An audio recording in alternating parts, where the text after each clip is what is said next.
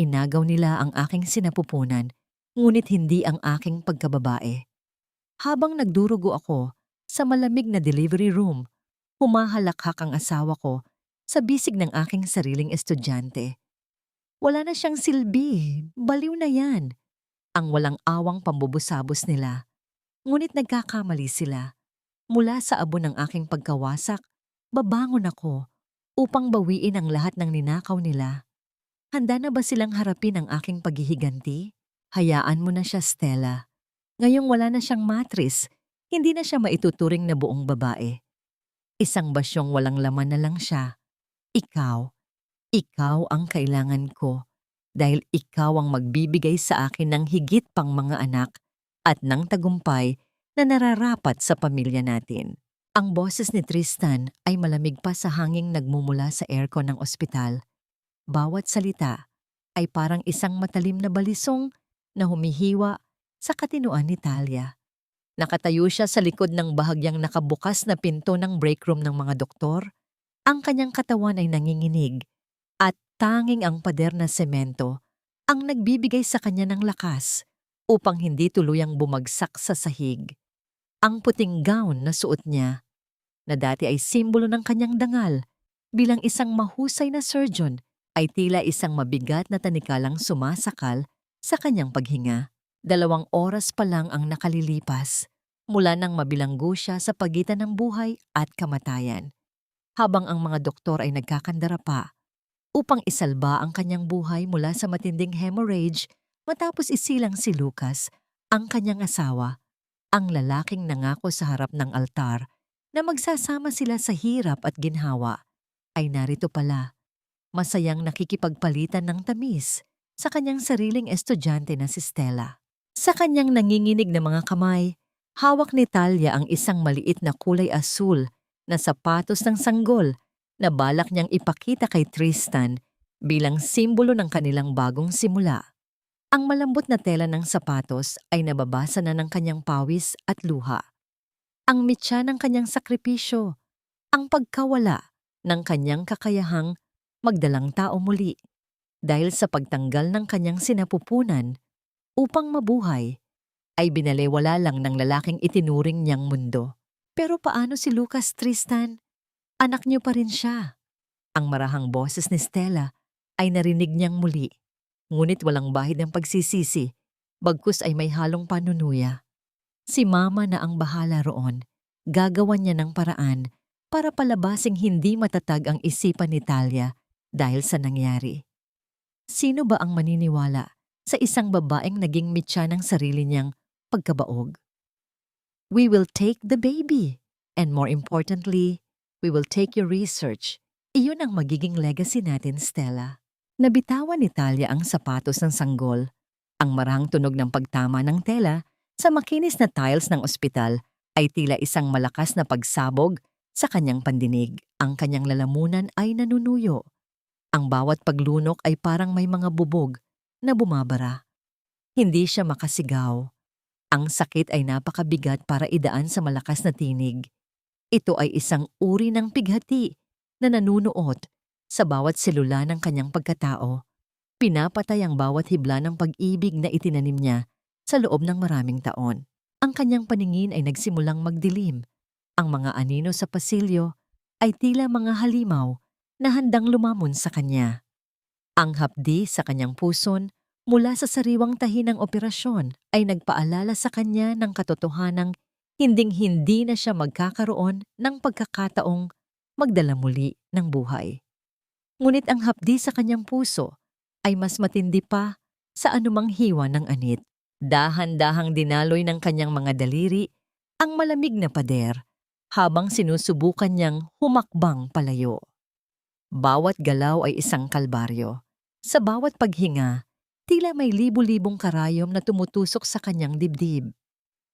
Ang kanyang isipan ay pilit na bumabalik sa mga sandaling akala niya ay masaya sila, sa mga pangakong binitawan ni Tristan sa ilalim ng maliwanag na buwan, na ngayon ay napatunayang mga kasinungalingan lamang na binalot sa kumikinang na papel. Sa dulo ng pasilyo, nakita niya ang papalapit na bulto ni Doña Carmen. Ang kanyang biyenan ay naglalakad ng may awtoridad. Ang tunog ng kanyang mamahaling sapatos sa sahig ay nagbibigay ng babala sa bawat hakbang. Ang mukha nito ay walang bakas ng pag-aalala para sa manugang na kamamatay lang muntik sa delivery room. Sa halip, ang mga mata nito ay nakatuon sa pintong kinaroroonan ni na Tristan at Stella. May bitbit na ngiting tanging ang isang mapanirang nilalang lamang ang makagagawa. Tumigil si Doña Carmen nang makita si Talia na nakasandal sa pader, maputla at tila isang bangkay na naglalakad. Walang awa niyang tiningnan ang duguang bahagi ng gown ni Talia. Mabuti at gising ka na. Huwag kang mag-inarte rito, Talia. Isipin mo na lang na ang pagkawala ng matris mo ay isang kabayaran sa lahat ng pagkukulang mo sa pamilyang ito. Huwag kang gagawa ng eksena kung ayaw mong tuluyan ka naming ituring na baliw at ilayo sa iyo ang bata. Ang mga salita ng matanda ay tila huling pako sa krus na pinapasan ni Talia. Ang kanyang katawan ay tuluyan ng bumigay, ang kanyang mga tuhod ay tumama sa matigas na sahig, ngunit hindi niya naramdaman ang pisikal na sakit. Ang tanging nararamdaman niya ay ang malamig na hangin na tila humihigop sa huling init ng kanyang pag-asa. Habang unti-unting pumipikit ang kanyang mga mata, dahil sa panghihina, isang katanungan ang pilit na umaalingaw-ngaw sa kanyang naguguluhang isipan. Isang tanong na punong-puno ng pait at kawalan ng kasagutan. Ito na ba ang katapusan ng lahat ng aking pinaghirapan? O ito pa lamang ang simula ng isang impyernong ako mismo ang lilikha para sa inyo? Ang malawak at marangyang mansyon ng mga ilustre ay hindi na naging kanlungan para kay Talia. Sa halip, ang bawat sulok nito ay tila isang malaking bibig na handang lumamon sa kanyang natitirang katinuan. Pagbaba pa lang niya mula sa sasakyan, ang amoy ng mga sariwang bulaklak ng lila at ang bango ng insenso sa loob ng bahay ay sumalubong sa kanya. Mga pabangong dapat sana ay nagbibigay ng kapayapaan, ngunit ngayon ay tila nanunuya sa kanyang nagluluksang puso. Sinalubong siya ni Doña Carmen na may hawak na rosaryo. Ang kanyang mga labi ay bumibigkas ng mga dasal, ngunit ang kanyang mga mata ay nananatiling kasing lamig ng marmol. Salamat sa Diyos at nakabalik ka na, Talia. Magtiis ka sa iyong kalagayan dahil ito ang kalooban ng may kapal. Huwag kang mag-alala. Narito kami para itama ang lahat ng pagkakamali mo. Ang wika ng matanda habang ang isang kamay ay humahawak sa balikat ni Talia, isang hawak na walang init at puno ng pagbabanta. Inakay siya patungo sa master's bedroom, ngunit bago pa man siya makahiga, pumasok si Tristan bitbit ang ilang piraso ng papel. Ang kanyang asawa ay hindi man lang tumingin sa kanyang mga mata. Sa halip, nakatuon ang pansin nito sa ballpen na hawak. Talia, kailangan mong pirmahan ito. It's a temporary authorization. Dahil sa condition mo, I need to manage your accounts and the clinic's finances muna. Para hindi ka na ma-stress, asikasuhin mo na lang ang pagpapagaling mo. Utang na loob mo na rin ito sa pamilya dahil kami ang sasagot sa lahat ng gastos habang wala kang trabaho. Ang paliwanag ni Tristan sa tonong tila, siya pa ang gumagawa ng isang malaking pabor. Nanginginig ang mga daliri ni Talia habang hinahawakan ng panulat. Ang bigat ng bawat letra ng kanyang pangalan ay tila isang hatol ng kamatayan sa kanyang kalayaan. Naramdaman niya ang titig ng kanyang biyenan na tila isang buwayang naghihintay sa kanyang biktima. Nang matapos ang pirma, mabilis na kinuha ni Tristan ang papel at lumabas ng silid nang hindi man lang nagtatanong kung kumusta ang nararamdaman ng kanyang asawa.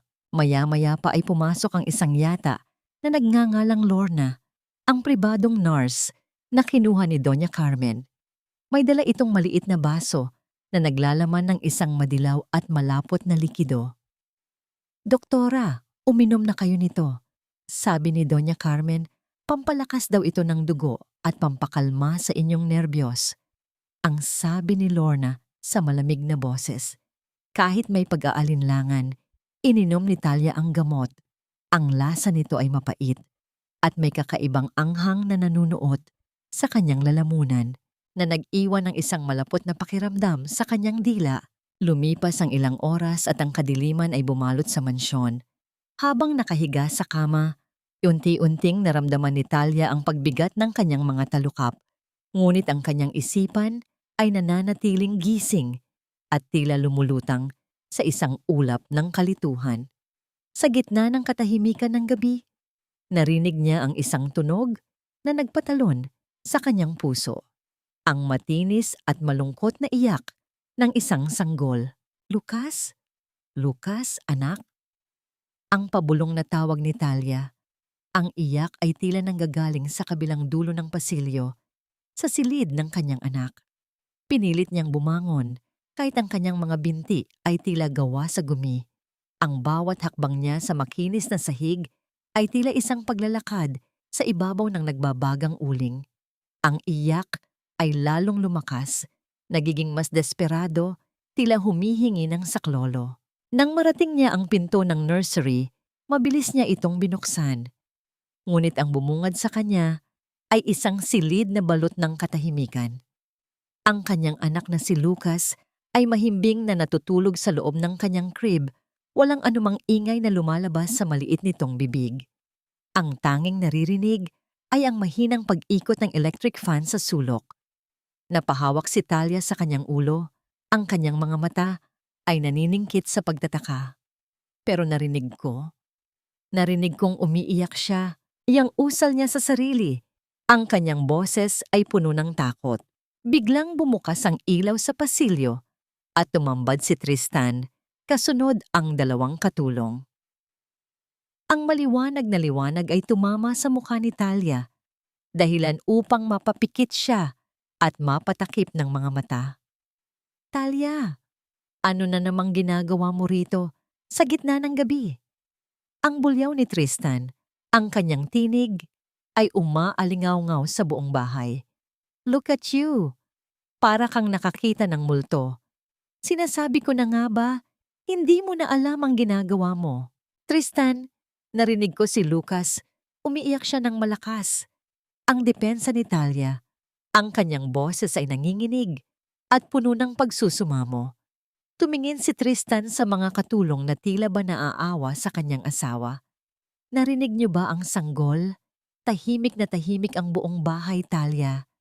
Nababaliw ka na ba talaga? Pati ang sarili mong pandinig ay dinadaya ka na. You're acting crazy in front of everyone.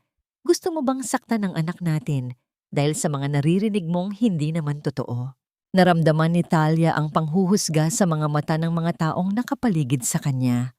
Ang kanyang sariling katotohanan ay tila unti-unting tinutunaw ng malupit na mga salita ni Tristan. Ang matinding pagduda sa kanyang sarili ay nagsimulang tumubo sa kanyang puso na parang isang nakalalasong damo. Tumalikod siya at bumalik sa kanyang silid. Ang kanyang puso ay mabilis na tumitibok habang ang bawat hibla ng kanyang katinuan ay tila pilit na hinihila palayo sa kanya. Habang nakahiga sa dilim, ang katanungang bumabagabag sa kanya ay lalong naging malinaw at nakatatakot.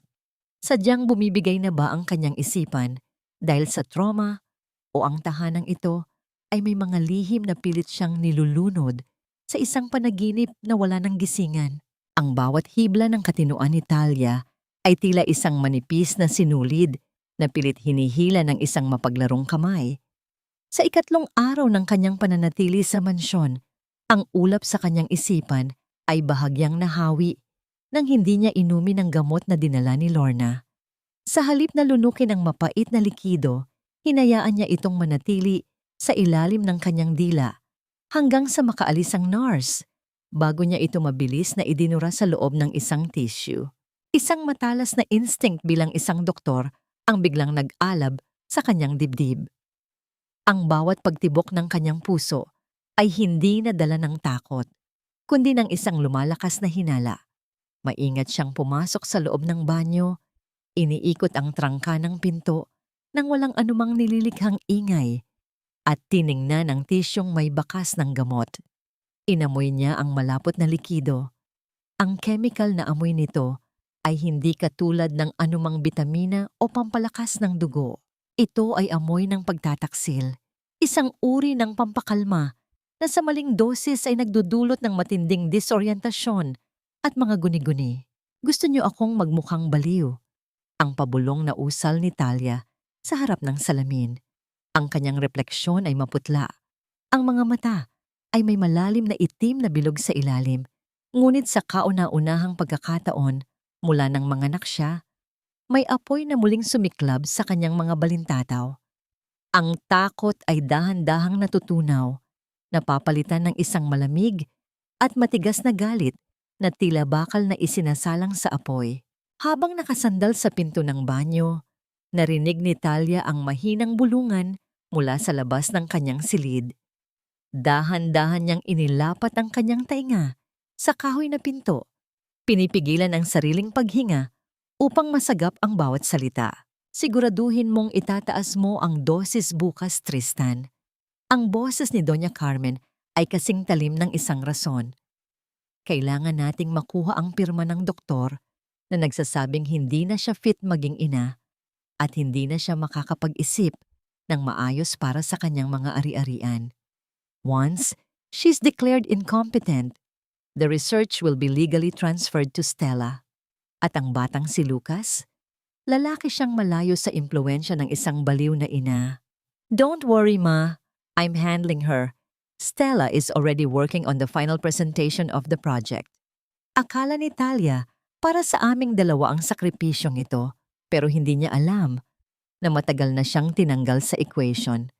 Ang sagot ni Tristan na may kasamang mahinang tawa na tila isang laso na dumadaloy sa pandinig ni Talia. Naramdaman ni Talia ang matinding pait na umakyat sa kanyang lalamunan.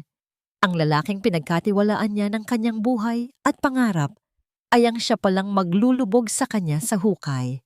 Ngunit sa halip na sumigaw o sumugod, dahan-dahan siyang naupo sa sahig ng banyo. Ang kanyang mga kamay ay hindi na nanginginig. Ang bawat salita ng kanyang mag-ina ay tila naging mga bala na itinatago niya sa kanyang arsenal. Nang marinig niyang lumayo na ang mga hakbang ni Tristan, lumabas si Talia ng banyo at mabilis na bumalik sa kama. Sakto namang bumukas ang pinto at pumasok si Doña Carmen kasunod si Stella. Ang huli ay nakasuot ng isang mamahaling damit na tila ba siya na ang bagong reyna ng tahanan. Oh, Talia, gising ka na pala. Why are you staring at us like that? Are you hearing voices again? Ang pang-uyam ni Stella habang lumalapit sa kama ni Talia. Pinilit ni Talia na ayusin ang kanyang ekspresyon. Ibinaba niya ang kanyang balikat, hinayaang maging luyloy ang kanyang mukha, at nagsimulang kumagat ng kuko habang nakatingin sa kawalan. Ang mga ibon, ang daming ibon sa labas, Stella. Ang kukulay nila, di ba?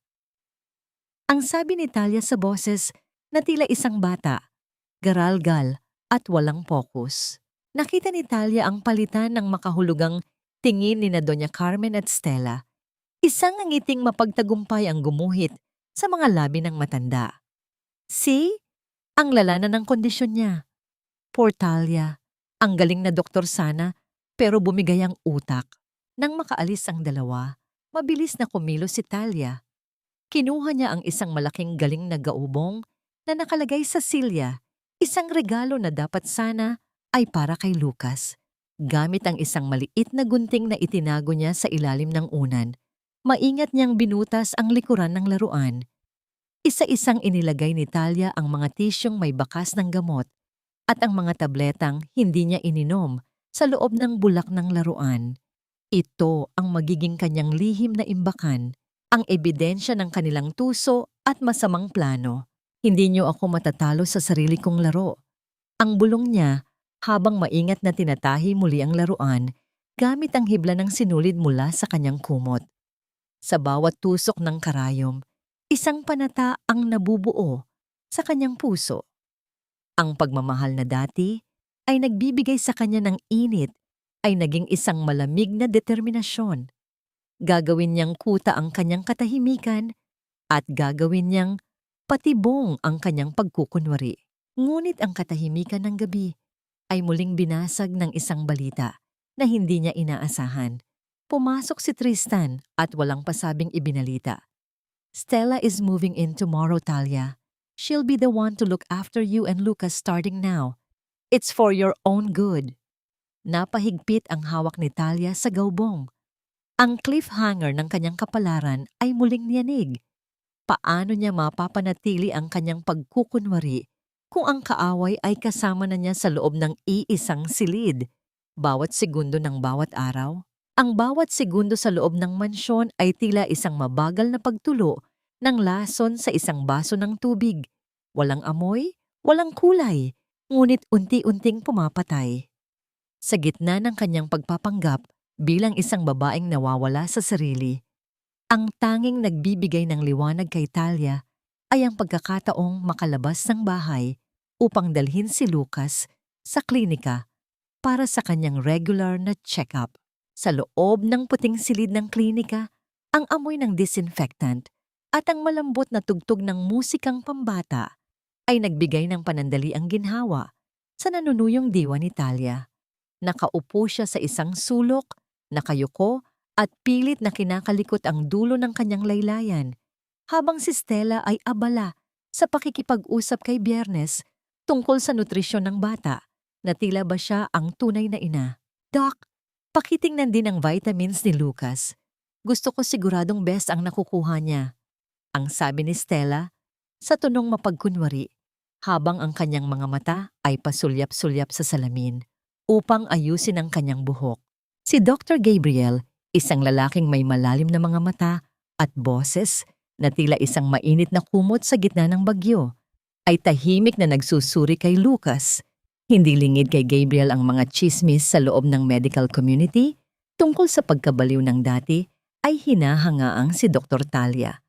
Ngunit habang hawak niya ang maliit na kamay ng sanggol, ang kanyang pansin ay dahan-dahang lumipat sa babaeng nakaupo sa dilim.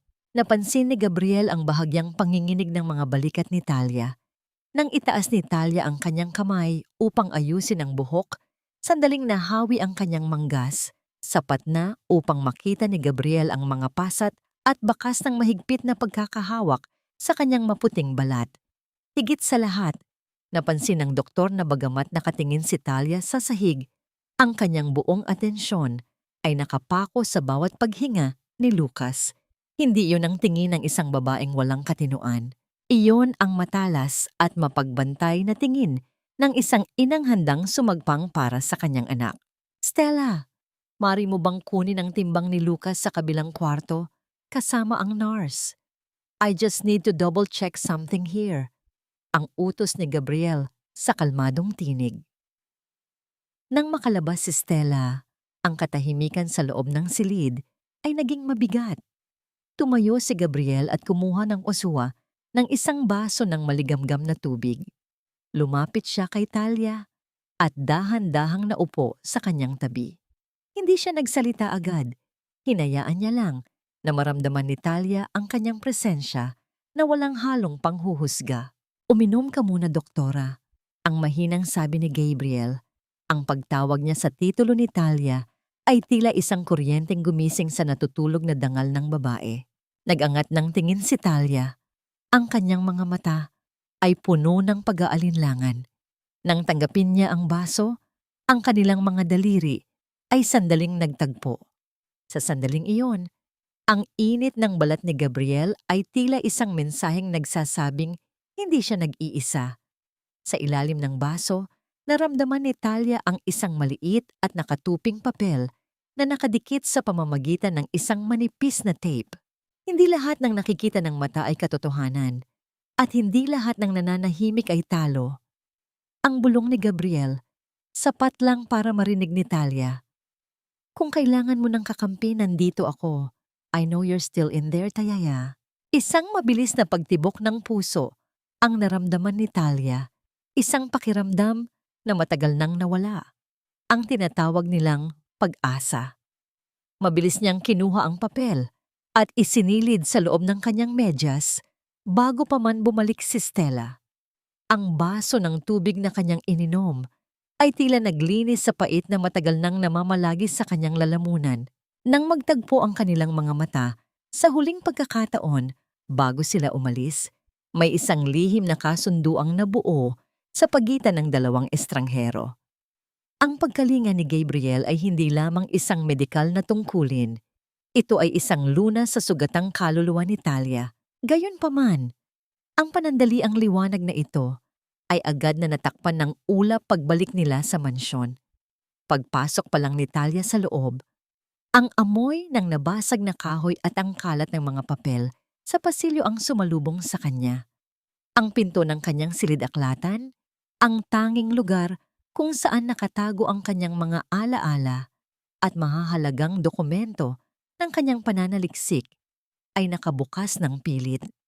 Ang trangka nito ay nakasabit na lamang sa isang gilid, tanda ng isang marahas na pagpasok.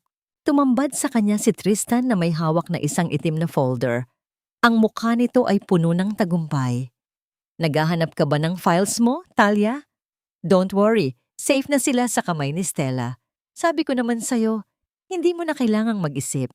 Ang puso ni Talia ay tila tumigil sa pagtibok. Ang lahat ng kanyang pinaghirapan, ang kanyang talino, at ang kanyang huling alas ay tila pilit na binabawi sa kanya sa gitna ng maliwanag na araw. Sa harap ng nawasak na pinto, ang katanungang bumabagabag sa kanya ay hindi na tungkol sa kanyang katinuan, kundi sa kanyang kaligtasan. Hanggang kailan niya kayang panindigan ang pagkukunwari kung ang bawat kuta niya ay isa-isa ng ginigiba ng mga taong dapat ay nagtatanggol sa kanya. Ang bawat sulok ng mansyon na dati ay saksi sa mga pangarap ni Talia ay isa-isa ng ninanakaw sa kanya, na tila mga pahina ng isang aklat na sadyang pinupunit sa harap ng kanyang mga mata. Kinabukasan, nagising siya sa ingay ng mga gamit na kinakaladkad sa labas ng kanyang silid. Nang buksan niya ang pinto, tumambad sa kanya ang mga kahon-kahon ng kanyang mga damit at personal na gamit na nakatambak sa madilim na dulo ng pasilyo na parang mga basurang itinapon at kinalimutan. Nakatayo si Stella sa gitna ng master's bedroom. Hawak ang isang mamahaling hanger na may nakasabit na sutlang bestida, ang paboritong pantulog ni Talia. Masyado nang masikip ang closet para sa ating dalawa, Talia. Sabi ni Tristan, dahil mas madalas ka na lang naman sa kwarto mo at hindi na lumalabas, mas mabuting ilipat na lang ang mga gamit mo sa guest room sa ibaba. Mas bagay ka roon, mas malapit sa kusina, para madali kang mabantayan ng mga katulong. Ang wika ni Stella, habang nakangisi, ang kanyang mga mata ay nanunuri mula ulo hanggang paa. Hindi kumibo si Talia, na natili siyang nakatayo, nakayuko ang ulo, at pilit na pinaglalaruan ang kanyang mga daliri na tila isang batang takot. Ngunit sa loob ng kanyang dibdib, ang bawat salita ni Stella ay tila isang latay na nag-iiwan ng malalim na sugat. Pinanood niya si Stella habang isinusukat nito ang kanyang damit sa harap ng salamin. Ang sutla na dati ay nagbibigay sa kanya ng komportable at marangyang pakiramdam ay tila dinudungisan na ng presensya ng babaeng ito. Nang sumapit ang gabi, ang eksena sa sala ay mas lalong naging malupit. Nakaupo sina Tristan at Stella sa malambot na sofa na kulay krema. Ang sofa na binili ni Talia gamit ang kanyang unang malaking sahod bilang surgeon. Magkadikit ang kanilang mga balikat. Ang kamay ni Tristan ay nakapulupot sa bewang ni Stella habang sila ay nagtatawanan sa harap ng telebisyon. Ang amoy ng alak at mamahaling pabango ay humahalo sa hangin na tila isang lason na sumasakal sa hininga ni Talia habang siya ay pababa ng hagdan. "Talia, halika rito!" Ang tawag ni Doña Carmen na nooy nakaupo sa dulo ng hapagkainan. Ang matanda ay may hawak na baso ng tubig, ngunit ang kanyang muka ay puno ng pagkainis. Sa isang mabilis na pagkilos, sadyang sinalabid ni Stella ang kanyang paa nang dumaan ang isang katulong na may dalang tray ng mga kristal na baso. Ang mga baso ay bumagsak sa sahig. Nagkadurog-durog ang mga ito sa libo-libong piraso na tila mga bituing nawalan ng liwanag at kumalat sa paanan ni Talia. "Naku, ang clumsy ko talaga," ang sabi ni Stella sa tonong pambata. ngunit may kislap ng galit sa kanyang mga mata. Tristan, look! Natapon ang paborito mong wine. Tumingin si Doña Carmen kay Talia ng may pagkauyam. Huwag kang tumayo lang dyan ng parang tuod, Talia. Linisin mo yan. Maging kapaki-pakinabang ka naman sa bahay na ito, kahit man lang sa pagpupunas ng sahig. Isipin mo na lang na ito ang bayad mo sa pagkupkop namin sa'yo. Dahan-dahang lumuhod si Talia sa malamig na sahig. Ang kanyang mga tuhod ay tumama sa matigas na tiles, ngunit hindi siya nagreklamo. Sinimulan niyang pulutin ang mga piraso ng baso gamit ang kanyang mga hubad na kamay. Ang bawat piraso ng kristal ay tila isang alaala ng kanyang nakaraan na isa-isa niyang tinitipon sa gitna ng kanyang pagkawasak. Habang naglilinis, naramdaman niya ang matalas na dulo ng isang bubog na bumaon sa kanyang hintuturo. Ang mainit na dugo ay dahan-dahang dumaloy, kulay pula laban sa puting sahig. Nakita yun ni Stella. Humalakak siya ng mahina, isang tunog na tila kiskis ng bakal sa bato.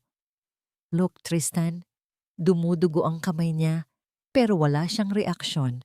Sabi ko naman sa inyo, ang mga baliw ay hindi nakakaramdam ng sakit.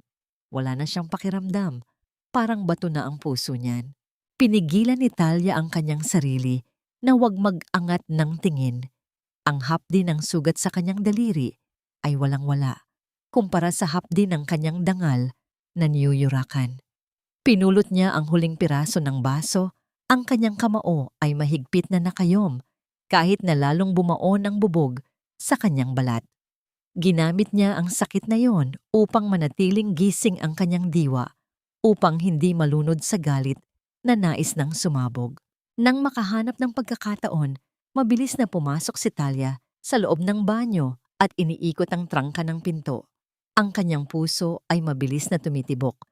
Ang bawat tibok ay tila isang tambol na nagbababala sa kanyang panganib. Inilabas niya mula sa kanyang itinatagong bulsa sa loob ng kanyang damit ang maliit at lumang cellphone na binili niya ng palihim sa tulong ng isang matapat na katulong. Nanginginig ang kanyang mga daliri habang tinataipa ang numerong nakasulat sa kapirasong papel na ibinigay ni Gabriel. Ang bawat segundong paghihintay ay tila isang taon sa kanyang pakiramdam. Nang marinig niya ang mahinang tunog ng pagkonekta ng tawag, tila biglang gumaan ang kanyang paghinga. Hello? Gabriel? Ang pabulong na tawag ni Talia, ang kanyang boses ay garalgal at puno ng pagsusumamo.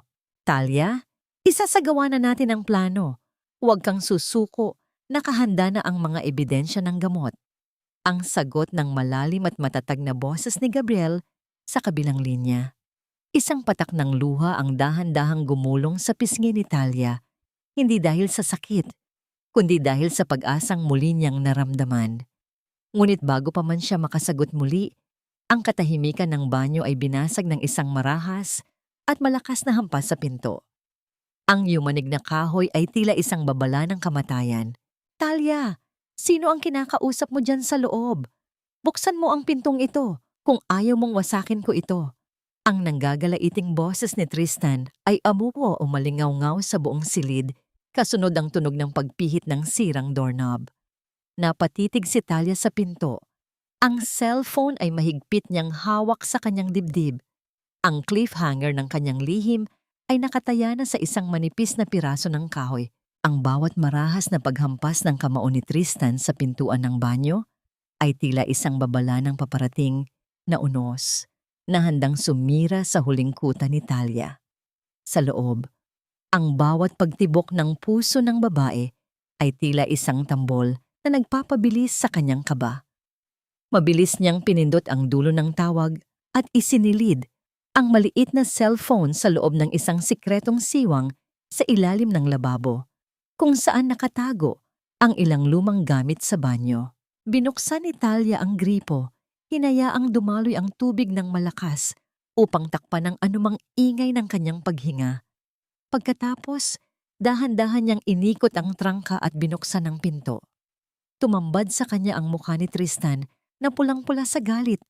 Ang kanyang mga mata ay naniningkit sa pagdududa.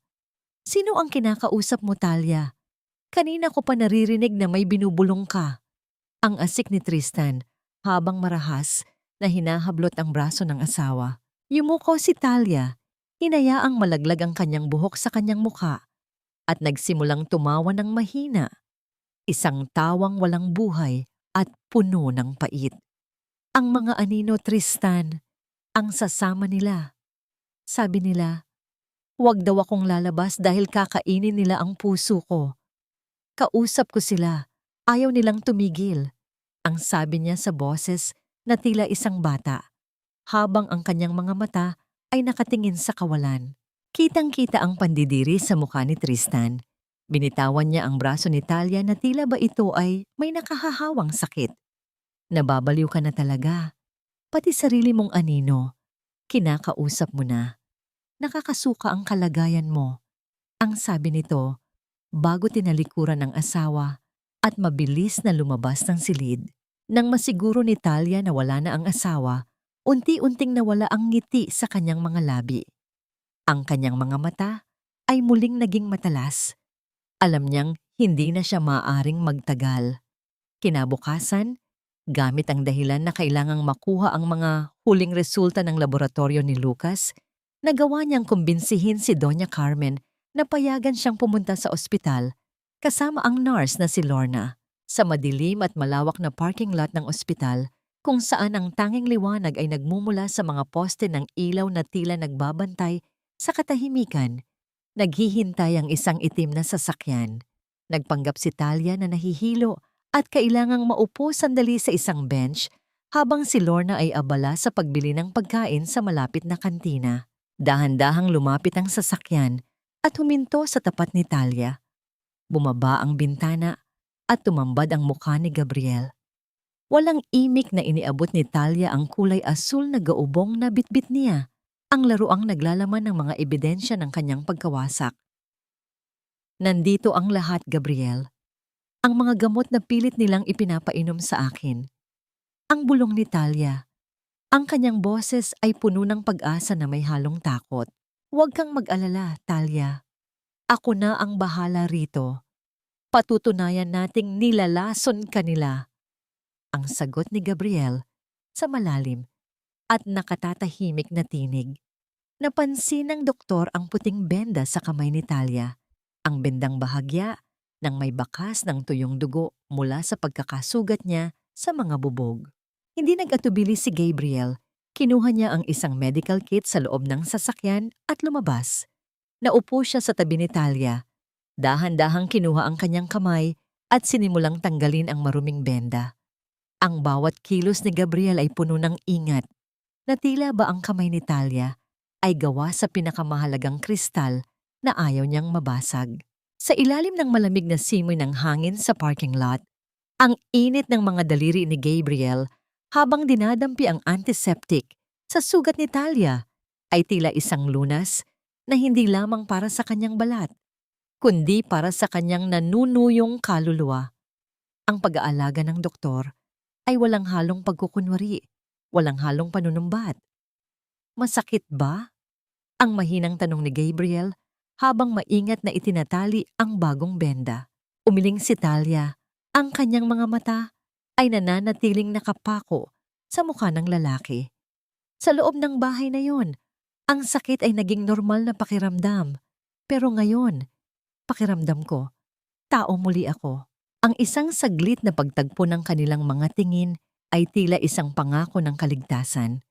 Ang kislap sa mga mata ni Gabriel ay nagbigay kay Talia ng lakas na kailangan niya upang bumalik sa impyernong tinatawag niyang tahanan. Ngunit bago pa man makaalis si Gabriel, mabilis niyang sinuri ang isa sa mga tabletang nakuha ni Talia gamit ang isang portable kit sa loob ng kanyang sasakyan. Ang ekspresyon sa mukha ni Gabriel ay biglang nagbago. Ang kanyang panga ay nagtagis at ang kanyang mga mata ay napuno ng matinding galit at pagkabigla. Talia, hindi lang ito pampatulog o pampaguni-guni. Ang sabi ni Gabriel, ang kanyang boses ay tila isang babala ng paparating na kamatayan. Ang halo ng mga kemikal na ito Idinisenyo ito upang unti-unting pahinain ang pintig ng iyong puso. Hindi ka lang nila gustong magmukhang baliw, Talia. Gusto nilang mamatay ka sa paraang magmumulang aksidente o natural na paghinto ng puso. Ang malamig na katotohanan ay tila isang buhos ng yelo sa buong katawan ni Talia. Ang mga taong pinagsilbihan niya at minahal ay hindi lamang magnanakaw ng katinuan, kundi mga mamamatay tao na naghihintay na lamang ng tamang sandali upang itigil ang kanyang hininga. Paano niya matatakasan ang kamatayang dahan-dahang gumagapang sa kanyang sariling baso ng tubig bago pa man huminto ang huling pintig ng kanyang puso? Ang bawat hakbang patungo sa malaking pinto ng simbahan ng San Sebastian ay tila isang paglakad patungo sa gitna ng isang entablado kung saan ang bawat manonood ay may hawak na matalas na husga. Sa pilitang binihisan ni Doña Carmen si Talia ng isang lumang bestida na hindi lapat sa kanyang katawan, ang kanyang buhok ay sadyang hinayaang magulo at ang kanyang mukha ay walang kahit anong bakas ng kulay. Nais ng matanda na makita ng lahat ang isang wasak na babae, isang babalang buhay para sa sino mang magtatangkang kalabanin ang mga ilustre. Sa loob ng simbahan, ang halimuyak ng mga nasusunog na kandila at ang amoy ng lumang kahoy ay humahalo sa malamig na hanging dala ng mga electric fan na umiikot ng marahan sa kisame. Habang naglalakad sila sa gitna ng pasilyo, naramdaman ni Talia ang mga titig na tila mga karayom na tumutusok sa kanyang balat.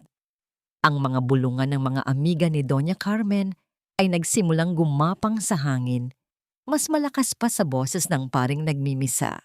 Tingnan mo si Talia, ang dating tanyag na doktora. Sayang, wala na yatang natira sa katinuan niya matapos manganak. Balita ko, pati ang sariling anak ay ayaw ng hawakan. Ang pabulong na sabi ng isang matanda sa likuran na may kasamang pag-iling na tila ba labis silang naaawa. Totoo ba ang chismis na hindi na raw siya buong babae kaya iniwan na ng bait? Nakakatakot. Baka kung ano ang magawa niyan sa loob ng simbahan. Ang sagot ng isa pa, habang pilit na inilalayo ang kanyang anak sa dinadaanan ni Talia. Naramdaman ni Talia ang paghigpit ng hawak ni Doña Carmen sa kanyang siko. Ang bawat kurot ng matanda ay tila isang paalala na siya ay pag-aari na lamang ng pamilyang ito. Ngunit sa ilalim ng kanyang gulugulong buhok, ang mga mata ni Talia ay hindi na ang mga mata ng isang biktima. Nakita niya ang isang pagkakataon sa gitna ng serye ng mga panunuyang ito.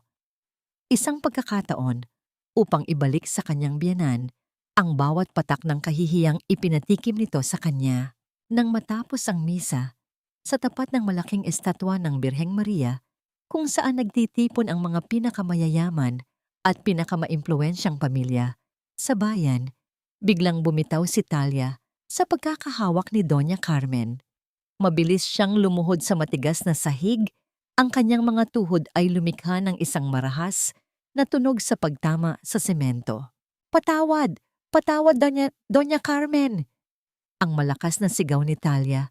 Ang kanyang boses ay nanginginig at puno ng pait, na tila isang sugat na biglang bumukas. Ang bawat salita niya ay umalingaw-ngaw sa buong katedral, sapat upang patigilin ang lahat ng taong paalis na sana. Yumakap si Talia sa paanan ng estatwa. Ang kanyang mga balikat ay nayayanig sa matinding pag-iyak. "Patawarin niyo po ako dahil wala na akong silbi. Patawad dahil hindi ko na kayo mabibigyan ng higit pang mga apo. Alam ko pong karapat-dapat lang na ituring niyo akong basura dahil wala na akong matris. Huwag niyo lang po akong ilayo kay Lucas. Gagawin ko po ang lahat. Maglilinis ako ng sahig, kakain ako ng tira-tira. Huwag niyo lang po akong ipamigay sa mental hospital." Ang katahimikan sa loob ng simbahan ay naging bingi. Ang mga mapanghusgang titig kanina ay biglang napalitan ng pagkagulat at unting pagkadismaya. Hindi kay Talia, kundi kay Doña Carmen. Ang mga bulungan ay muling nabuhay, ngunit sa pagkakataong ito, ang sentro ng galit ay ang matandang ilustre. "Diyos ko, ganun ba sila kalupit sa kanya? Kaya pala nagkakaganyan ang bata. Pinapahirapan pala sa loob ng bahay. Ang marang sabi ng isang mayamang ginang na dati ay tapat na kaalyado ni Doña Carmen. Kahit mawalan ng matris ang isang babae, tao pa rin siya. Napakasama naman ng pamilyang ilustre kung ituring nilang basura ang sarili nilang manugang. Ang dagdag pa ng isa, habang ang mga mata nila ay nakatitig sa namumutlang mukha ng matanda. Namutla si Doña Carmen, ang kanyang panga ay nagtagis sa tindi ng kahihiyan. Ang imaheng binuo niya ng ilang dekada bilang isang madasalin at mapagmahal na ginang ay gumuho sa loob lamang ng ilang minuto. Sinubukan niyang hatakin si Talia, ngunit mas lalong nagmakaawa ang babae, na naging dahilan upang mas lalong magmukhang malupit ang biyanan sa harap ng madla. Nang makarating sila sa loob ng mansyon, ang katahimikan ay tila isang bombang handang sumabog. Pagkasara pa lamang ng pinto, isang marahas na pagdampi ng palad ni Tristan ang tumama sa pisngi ni Talia. Ang lakas ng sampal ay nagdulot ng isang matinding hapdi at nag-iwan ng pulang marka sa maputlang balat ng babae. "Anong ginawa mo? Ginawa mong katatawanan ang pamilya natin sa harap ng lahat." Ang sigaw ni Tristan, ang kanyang mga mata ay nanlilisik sa galit. "Wala ka nangang silbi bilang asawa, sinisira mo pa ang pangalan namin." Napaupo si Talia sa sahig. Ang kanyang kamay ay nakahawak sa kanyang namamagang pisngi. Ang lasa ng dugo sa loob ng kanyang bibig ay nagbigay sa kanya ng isang kakatuwang pakiramdam ng tagumpay. Tumingala siya kay Tristan at sa kabila ng sakit, isang malamig na ngiti ang dahan-dahang sumilay sa kanyang mga labi. Isang nangiting hindi nakita ng asawa dahil sa dilim ng pasilyo. "Gusto niyo akong magmukhang baliw, Tristan? Ibinigay ko lang ang hinihingi niyo." Ang pabulong na sabi ni Talia sa kanyang sarili. Ngunit ang cliffhanger ng gabing iyon ay hindi ang sampal ni Tristan. Habang nakahiga sa sahig, nakita ni Talia ang isang malaking brown envelope na inilabas ni Doña Carmen mula sa kanyang bag. Ang mga dokumento sa loob ay may tatak ng isang sikat na legal firm at ang pamagat nito ay malinaw na nababasa sa ilalim ng liwanag ng chandelier.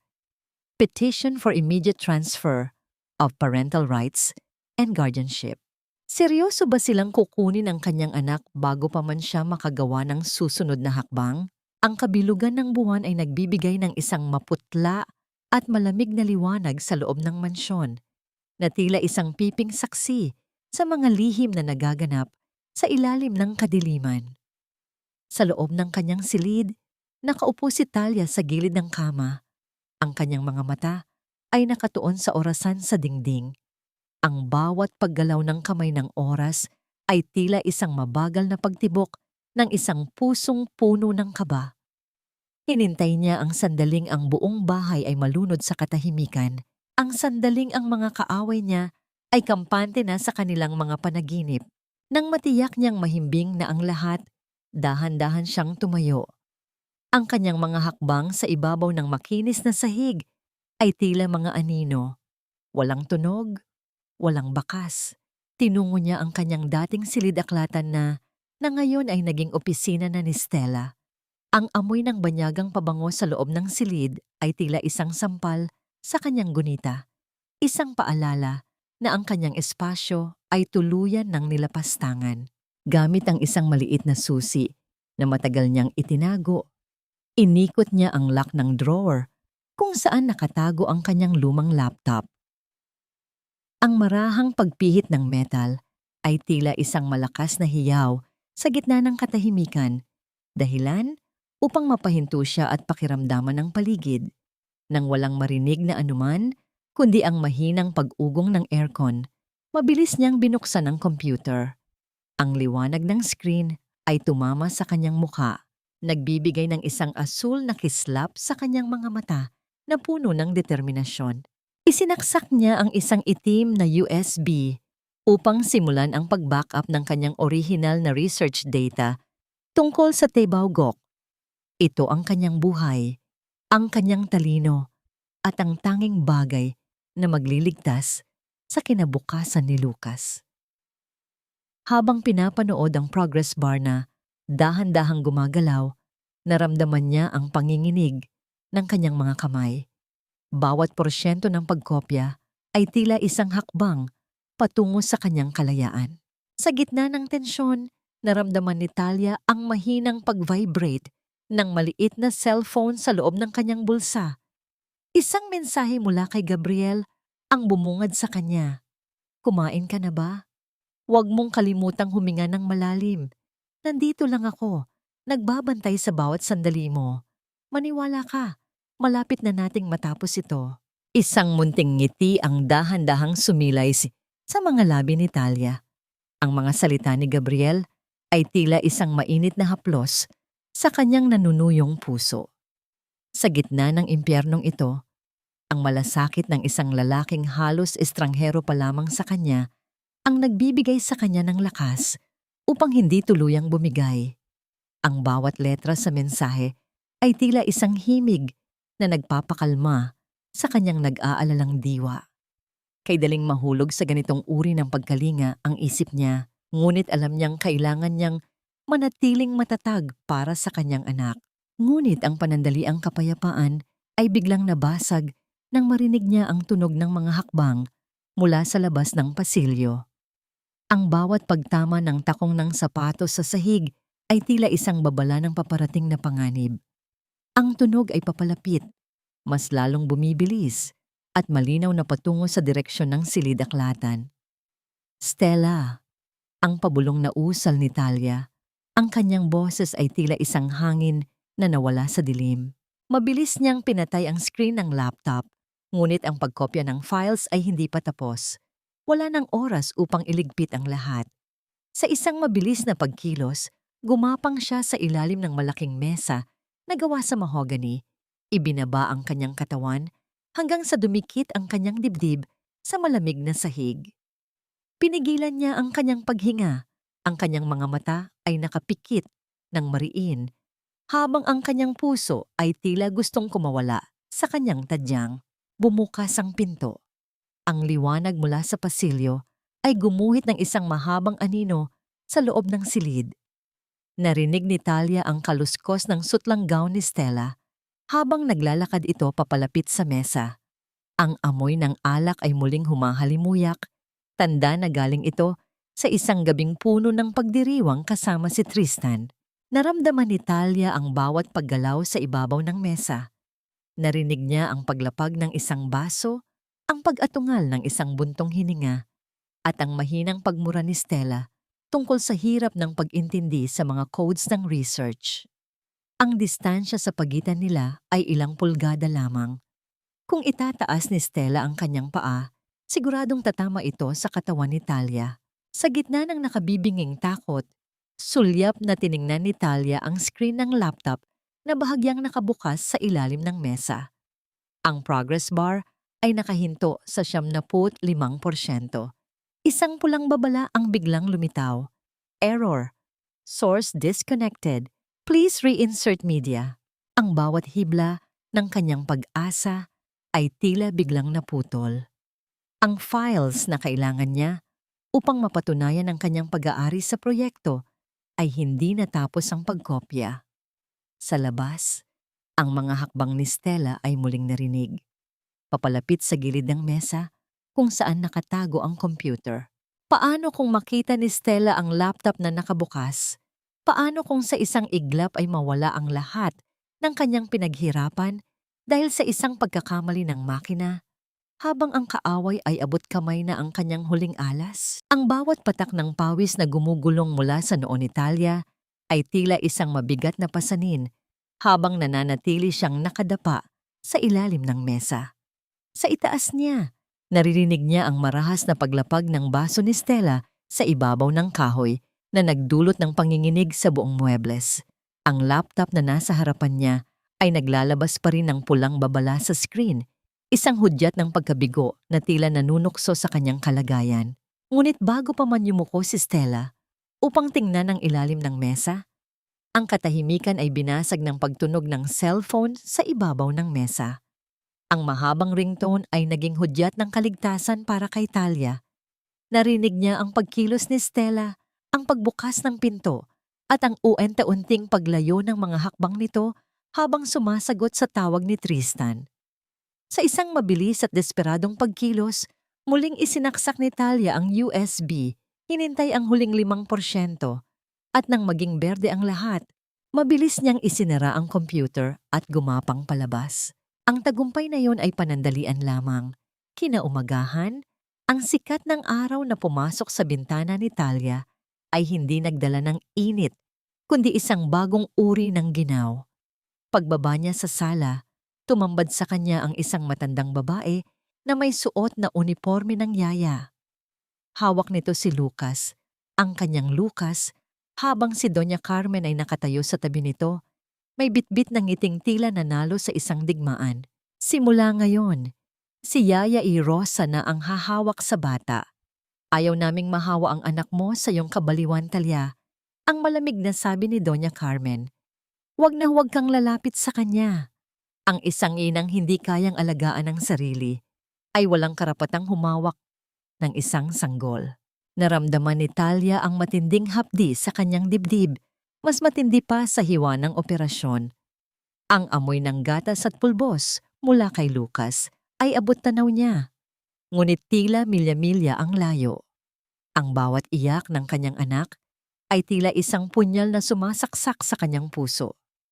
Sinubukan niyang humakbang pasulong, ngunit hinarangan siya ni Tristan na nooy pababa ng hagdan. Hayaan mo na ang bata, Talia. May mahalaga kaming desisyon, ang sabi ni Tristan habang inaayos ang kanyang kurbata. Nag-usap na kami ni Stella. Mas mabuting ipadala si Lucas sa Singapore, sa pinsan ni Mama. Doon siya lalaki ng maayos, malayo sa ganitong uri ng kapaligiran. We will start a new life here, and he will be safe there. Singapore? Ang salitang yon ay tila isang hatol ng kamatayan para kay Talia. Gusto nilang ilayo ang kanyang anak sa bansa, sa lugar na hindi niya mararating, upang tuluyan na siyang mawalan ng dahilan para lumaban. Ang kanyang mga mata ay naniningkit sa tindi ng pighati at galit. Sa loob ng kanyang bulsa, ang kanyang daliri ay mabilis na pinindot ang record button sa kanyang itinatagong cellphone. You can't do this, Tristan! Anak ko siya! I gave birth to him! Ang sigaw ni Talia. Ang kanyang boses ay garalgal at puno ng emosyon.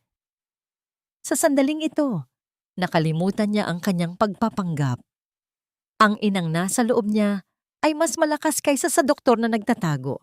Tumawa ng malakas si Doña Carmen, isang tunog na tila kiskis ng tuyong dahon sa semento. Anak, sabi mo nga, wala ka ng matris, di ba? You're just a vessel that failed. Si Stella ang magiging tunay na ina ni Lucas sa papel. Nakahanda na ang mga dokumento. Sa tindi ng emosyon, sinubukan ni Talia na abutin si Lucas mula sa bisig ng yaya, ngunit marahas siyang itinulak ni Tristan patungo sa balkonahe ng sala. Ang lakas ng pagkakait sa kanya ay nagdulot ng pagtama ng kanyang likod sa rehas na bakal. Bago pa man siya makabalik sa loob, mabilis na isinara ni Tristan ang glass door at inilak ito mula sa loob. Ang ulan ay biglang bumuhos mula sa madilim na kalangitan. Ang bawat patak ay tila mga luhang sumasabay sa kanyang hinagpis. Nakadikit ang mga palad ni Talia sa malamig na salamin. Pinapanood niya si Tristan at Stella na tumatawa habang kinukuha ni Stella ang bata mula sa yaya. Ang bawat halik ni Stella sa pisngi ni Lucas ay tila isang laso na kumakalat sa paningin ni Talia. Nakaluhod siya sa basang sahig ng balkonahe. Ang kanyang puting bestida ay basa na at dumidikit sa kanyang katawan. Ang ginaw ng hangin ay nanunuot sa kanyang mga buto, ngunit ang apoy sa kanyang puso ay mas lalong nag-aalab. Sa gitna ng kulog na gumuguhit sa langit, naramdaman niya ang pag-vibrate ng kanyang cellphone sa basang bulsa. Isang mensahe mula kay Gabriel ang bumungad sa kanya na tila isang huling hininga ng pag-asa sa gitna ng lunod na mundo. Nakuha ko na ang resulta ng laboratorio sa gamot mo. Laso nito, Talia. May sapat na tayong ebidensya para pabagsakin sila. Konting tiis na lang, ililigtas natin si Lucas. Napatingin si Talia sa langit. Ang ulan ay humahaplos sa kanyang mukha. Ang kanyang mga mata, na dati ay puno ng luha, ay naging kasing talim ng kidlat. Hawak niya ang ebidensya ng kanilang plano sa recording at hawak ni Gabriel ang ebidensya ng kanilang pagtatangkang pumatay. Ngunit habang nakakulong siya sa balkonahe sa gitna ng bagyo, nakita niya si Tristan na may dalang isang malaking itim na maleta at si Stella na dahan-dahang binuhat si Lucas patungo sa pintuan ng mansyon. Aalis na ba sila ngayon? Paano siya makakatakas sa nakakulong na balkonaheng ito bago tuluyang mawala sa kanyang paningin ang kanyang anak habang ang tanging kakampi niya ay nasa kabilang dulo pa ng lungsod? Ang umaga matapos ang malakas na unos ay nagdala ng isang mapanlinlang na katahimikan sa loob ng mansyon. Bagamat tumigil na ang ulan, ang lamig ay nananatiling nakabaon sa mga pader. Tila sumasabay sa nararamdamang panginginig ni Talia.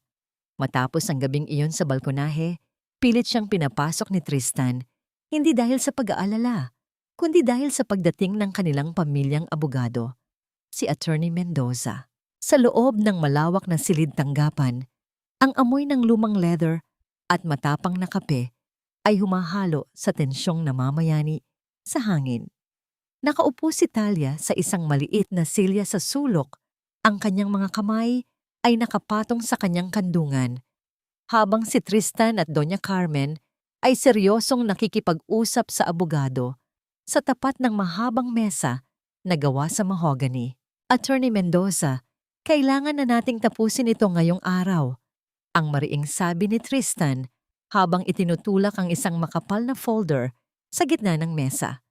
Gaya ng napag-usapan, ang petition for incompetency ni Talia ay kailangang maipatupad na. Sa lagay niya, hindi na niya kayang magdesisyon para sa sarili niya, lalo na para sa bata at sa kanyang medical researches. Inilabas ng abogado ang isang dokumento, ang huling hakbang upang tuluyang maagaw ang lahat kay Talia. Kailangan lang natin ang pirma o kahit thumb mark ni Dr. Talia rito sa Affidavit of Voluntary Surrender of Rights. Kapag natapos ito, ikaw na, Tristan, ang magiging legal guardian ni Lucas at ang hahawak sa lahat ng ari-arian ni Talia. Naramdaman ni Talia ang matalas na titig ni Stella mula sa pintuan. Ang babae ay nakasandal sa hamba ng pinto, may hawak na tasa ng tsaa at pinapanood ang bawat galaw ni Talia ng may halong pagdududa. Alam ni Talia na kailangan niyang kumilos ng mabilis. Ang bawat segundo na lumilipas ay tila isang tanikalang lalong humihigpit sa kanyang leeg. Talia, halika rito. Pirmahan mo na ito para makapagpahinga ka na. Ang tawag ni Doña Carmen sa tonong tila ba nakikipag-usap sa isang bata. Dahan-dahang tumayo si Talia. Ang kanyang mga hakbang ay tila walang bigat. Ang kanyang mga mata ay nananatiling walang pokus. Lumapit siya sa mesa at tiningnan ang dokumento. Ang mga salitang nakasulat doon ay tila mga aninong nagtatangka siyang lamunin. Sa tabi ng dokumento ay isang bukas na bote ng itim na tinta at isang fountain pen. Sulat, gusto niyo bang mag-drawing ako? Ang pabulong na tanong ni Talia. Ang kanyang boses ay garalgal at tila malayo sa katinoan. Just sign it, Talia. Huwag mo na kaming pagurin. Ang inis na sigaw ni Tristan. Kinuha ni Talia ang panulat. Ngunit sa halip na ilapat ito sa papel, sadyang nanginginig ang kanyang kamay ng labis. Sa isang mabilis at tila aksidenteng pagkilos, ang kanyang siko ay tumama sa bote ng tinta. Ang itim na likido ay kumalat sa ibabaw ng puting papel.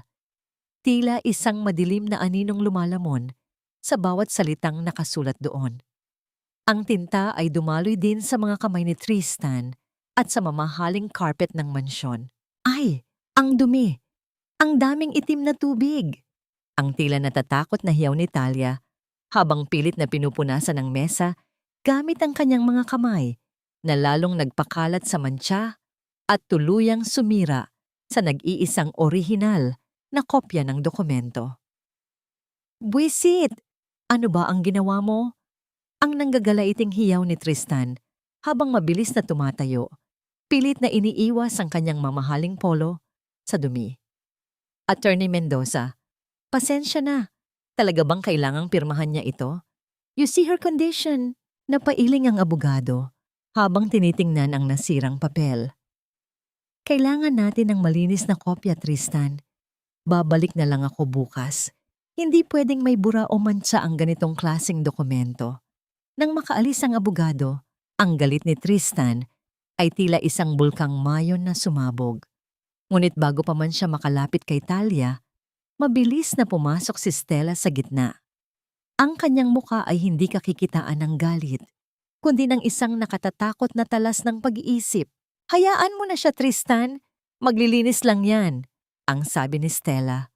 Ngunit ang kanyang mga mata ay nakapako sa mukha ni Talia. May kung anong suspetsa na nabubuo sa kanyang isipan. Pilit na bumalik si Talia sa kanyang silid. Ang kanyang puso ay tila isang tambol na mabilis ang pagtibok sa loob ng kanyang dibdib. Tagumpay niyang naantala ang pirmahan, ngunit alam niyang lalo siyang binabantayan ni Stella. Pumasok siya sa loob at agad na hinanap ang kulay asul na gaubong sa ibabaw ng kanyang kama, ang laruang pinagtaguan niya ng mga ebidensya ng lason at mga tabletang hindi niya ininom. Ngunit ang kanyang puso ay tila tumigil sa pagtibok nang makitang wala na ang laruan sa dati nitong kinalalagyan. Mabilis siyang lumingon sa pintuan at doon ay nakita niya si Stella. Nakatayo ang babae, hawak ang gaubong sa isang kamay at isang matalim na gunting sa kabila. Ang ngiti sa mga labi ni Stella ay tila isang lason na mas matindi pa sa anumang kemikal. Masyadong mabigat ang laruang ito para sa isang simpleng cotton. Talia, ang mariing sabi ni Stella. Sa isang mabilis na pagkilos, ibinaon ni Stella ang gunting sa tahi ng laruan at marahas itong hinati. Ang puting bulak ay kumalat sa sahig, kasunod ang paglaglag ng mga piraso ng tissue na may bakas ng madilaw na gamot at ang mga tabletang itinago ni Talia. Ang katahimikan sa loob ng silid ay naging bingi habang pinapanood ni Stella ang mga ebidensyang unti-unting naglalantad sa tunay na katinoan ng babaeng nasa harap niya. Sinasabi ko na nga ba? Ang pabulong na sabi ni Stella habang dahan-dahang tumitingin kay Talia. Ang kanyang mga mata ay nanlilisik sa tagumpay. Hindi ka baliw. Niloloko mo kaming lahat. Paano pa mapapanatili ni Talia ang kanyang pagpapanggap ngayong ang huling alas na itinatago niya ay nasa kamay na ng kanyang pinakamatalik na kaaway sa loob ng silid na wala ng takasan. Ang ngiti sa mga labi ni Stella ay tila isang balaraw na bumaon ng malalim sa dibdib ni Talia. Sa isang iglap, ang lahat ng kanyang pinaghirapang pagpapanggap ay nagmistulang abo na tinatangay ng hangin. Ngunit bago pa man makasigaw si Stella o makatawag ng tulong, isang pamilyar na tunog mula sa labas ang biglang pumutol sa tensyon. Ang malakas na busina ng sasakyan ng isang matandang katulong na kararating lamang mula sa pamamalengke. Ang ingay na yon ay isang biyaya mula sa langit para kay Talia. Sa isang kilos na hindi inasahan ni Stella, mabilis na sinunggaban ni Talia ang isang mabigat na libro sa ibabaw ng kanyang mesa at marahas itong ibinato sa salamin ng bintana. Ang malakas na tunog ng pagbasag ng kristal ay umalingaw-ngaw sa buong mansyon, sapat upang maagaw ang atensyon ng lahat. Tulungan niyo ako! Gusto niya akong saktan! Ang malakas na sigaw ni Talia, ang kanyang boses ay puno ng takot at pagmamakaawa. Natila ba siya ang biktima sa sitwasyong ito? Nataranta, si Stella. Ang kanyang tagumpay ay biglang napalitan ng pagkabigla. Habang abala siya sa pag-iisip ng susunod na hakbang, mabilis na kumilos si Talia. Itinulak niya ang babae ng malakas patungo sa kama, kinuha ang bedsheet at mabilis na tumakbo palabas ng silid. Ginamit niya ang kaguluhan upang makalusot sa mga katulong na nagmamadaling umakyat sa hagdan. Sa labas ng mansyon, hindi na siya nagatubili. Gamit ang bedsheet na kanyang nakuha, maingat niyang binalot ang sarili upang itago ang kanyang hitsura at mabilis na tumakbo palayo sa impyernong iyon. Ang bawat hakbang niya sa kalsada ay isang hakbang patungo sa kalayaan na matagal niyang pinangarap. Ilang minuto lamang ang lumipas, isang pamilyar na itim na sasakyan ang huminto sa kanyang tabi. Bumaba ang bintana at tumambad ang nag-aalalang mukha ni Gabriel. "Sumakay ka, Natalia. Alam kong ito na ang tamang panahon," ang sabi ni Gabriel sa mahinahon ngunit matatag na tinig. Nang makapasok sa loob ng sasakyan, naramdaman ni Talia ang isang kakaibang kapayapaan. Ang amoy ng mild disinfectant at ang init ng aircon ay tila isang yakap na nagpapagaan sa kanyang nag-aalalang puso. Dinala siya ni Gabriel hindi sa isang ospital o sa isang police station, kundi sa isang maliit at tahimik na opisina sa gitna ng lungsod. Ang gintong plaka sa pintuan ay may nakasulat na National Intellectual Property Center. Kailangan nating protektahan ang pinakamahalaga mong pag-aari bago pa man nila ito tuluyang maangkin. Ang paliwanag ni Gabriel habang inaayos ang mga dokumentong nakapatong sa mesa. Ang iyong talino, Talia. Ang iyong pananaliksik. Ito ang magiging sandata mo sa laban na ito. Sa tulong ng isang abogado na kaibigan ni Gabriel, mabilis nilang isinagawa ang proseso ng pagpapatente ng kanyang pananaliksik sa Tebawgok. Bawat pirma ni Talia sa mga dokumento ay tila isang pagbawi sa kanyang pagkatao, isang pag-angkin sa kanyang dangal na matagal nang ninyurakan. Nang matanggap niya ang opisyal na sertipiko na may tatak ng gobyerno, isang mainit na luha ang dahan-dahang gumulong sa kanyang pisngi. Nang matapos ang lahat, bumalik sila sa sasakyan ni Gabriel. Ang sikat ng araw sa hapon ay nagbibigay ng isang ginintuang liwanag sa loob ng kotse. Sa gitna ng katahimikan, naramdaman ni Talia ang matinding pagod na bumalot sa kanyang buong katawan. Ang tensyon na matagal niyang kinimkim ay unti-unti nang nawawala. "Salamat, Gabriel," ang mahinang sabi ni Talia. Ang kanyang boses ay tila isang bulong. "Hindi ko alam kung paano kita mababayaran sa lahat ng ito."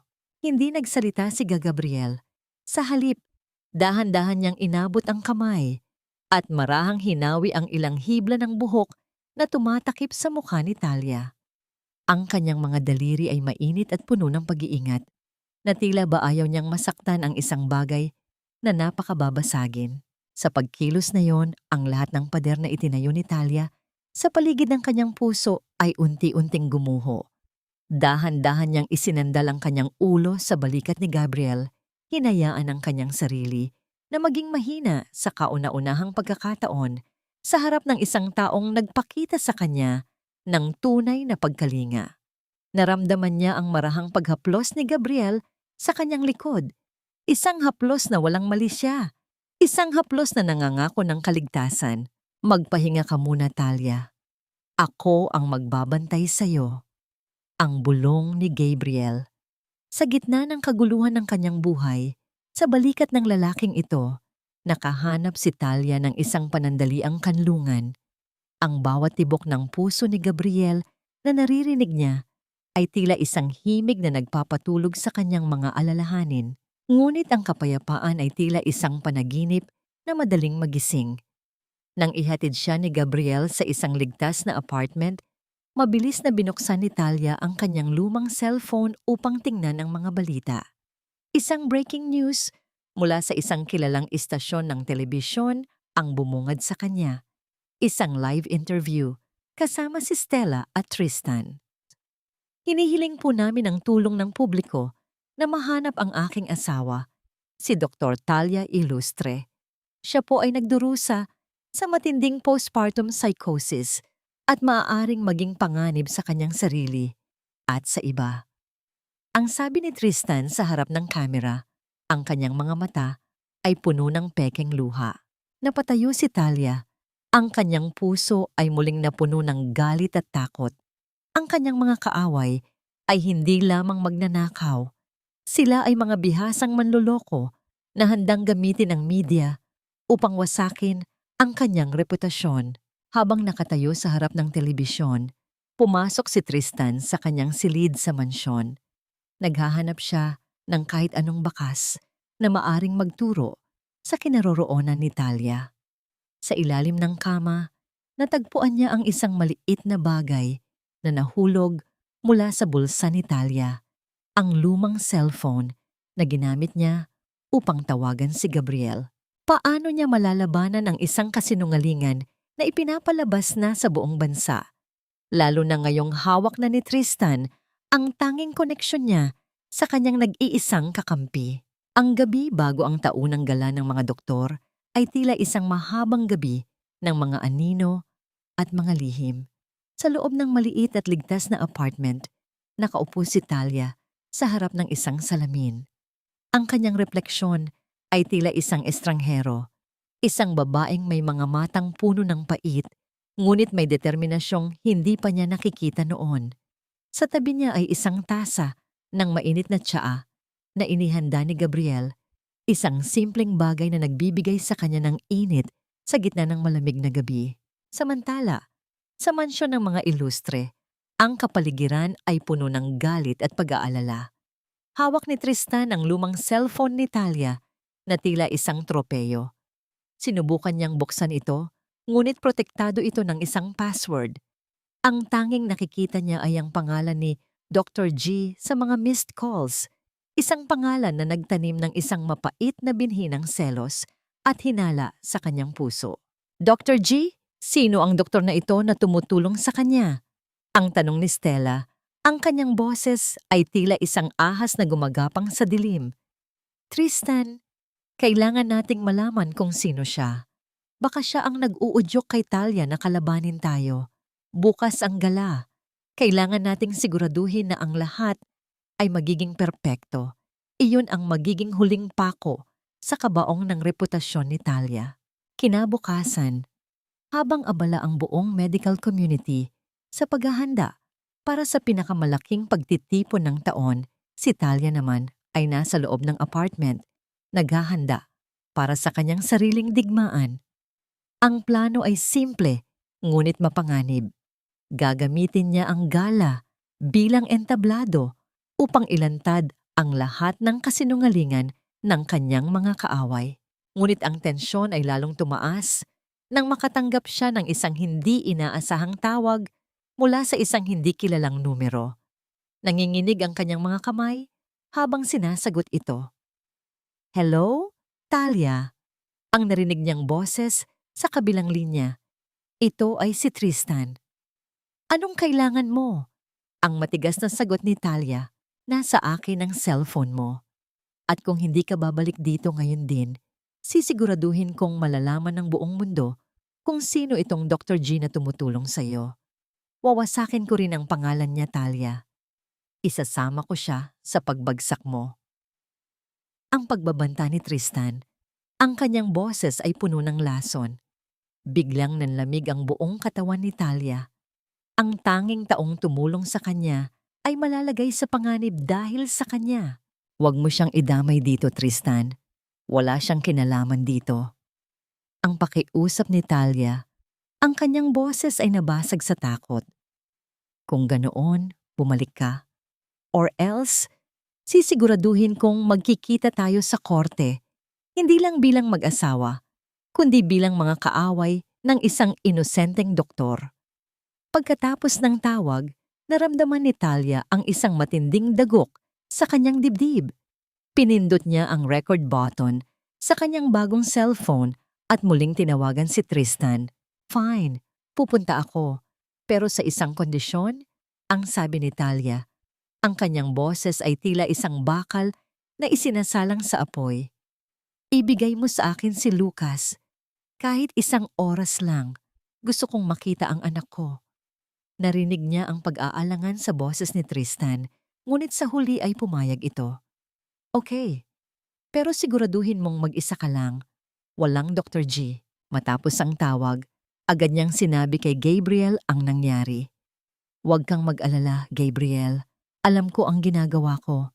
This is part of the plan. Ang sabi niya, kahit na ang kanyang puso ay puno ng takot.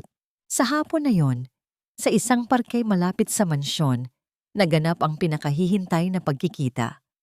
Dala ni Tristan si Lucas. Nang makita ni Talia ang kanyang anak, ang lahat ng galit at takot sa kanyang puso ay napalitan ng isang matinding pagmamahal. Tumakbo siya at niyakap ang maliit na bata. Hinagka ng bawat sulok ng mukha nito. Anak ko, ang anak ko, ang paulit-ulit niyang bulong habang ang kanyang mga luha ay bumabagsak sa malambot na kumot ni Lucas. Habang abala siya sa kanyang anak, hindi niya napansin na si Tristan ay dahan-dahang lumapit sa kanya. Hindi naman pala mahirap maging isang mabuting ina. 'Di ba? You just have to follow my rules. Sa sandaling iyon, naramdaman ni Talia ang isang matalas na tusok sa kanyang braso. Nang tingnan niya ito, nakita niya ang isang hiringgilya na hawak ni Tristan. Ano to? Ang natatakot na tanong ni Talia habang unti-unti niyang nararamdaman ang pagbigat ng kanyang mga talukap. A little sedative, my dear. Para siguradong hindi ka makagawa ng eksena mamaya sa gala. Dadalhin kita doon, pero bilang isang pasyenteng nangangailangan ng tulong, hindi bilang isang reyna na handang lumaban. Ang sabi ni Tristan, habang ang isang masamang ngiti ay gumuguhit sa kanyang mga labi. Ang huling nakita ni Talia bago siya tuluyang mawalan ng malay ay ang mukha ni Tristan na dahan-dahang kinukuha si Lucas mula sa kanyang mga bisig. Ang kanyang huling hininga ay isang pabulong na tawag sa pangalan ng kanyang anak, isang tawag na nawala sa hangin. Paano pa niya maipaglalaban ang kanyang katotohanan kung siya mismo ay dadalhin sa gala bilang isang bihag, walang lakas, at nasa ilalim ng impluwensya ng gamot? Habang ang buong mundo ay naghihintay na husgahan ang kanyang kabaliwan, ang bulwagan ng Manila Grand Hotel ay kumikinang sa ilalim ng libu-libong maliliit na ilaw na nakasabit sa mataas na kisame. Ang bawat sulok ay puno ng mga doktor na nakasuot ng kanilang pinakamagagarang bestida at barong. Ang kanilang mga tawanan at bulungan ay humahalo sa malamyos na tugtog ng isang string quartet. Ang gabi ay isang pagdiriwang ng kahusayan sa larangan ng medisina, ngunit sa gitna ng lahat ng ito, isang masamang dula ang malapit ng magsimula. Sa isang sulok ng bulwagan, nakatayo si Doña Carmen na tila isang reyna. Ang kanyang mga alahas ay kumikinang sa bawat paggalaw. Ipinagmamalaki niya sa lahat ng kanyang mga kaibigan ang tagumpay ni Stella na nooy nakatayo sa tabi ni Tristan. Ang kanyang mukha ay puno ng pekeng kababaang loob. Si Stella ang magiging kinabukasan ng medisina sa pamilyang ilustre. She is brilliant, compassionate, and most importantly, stable.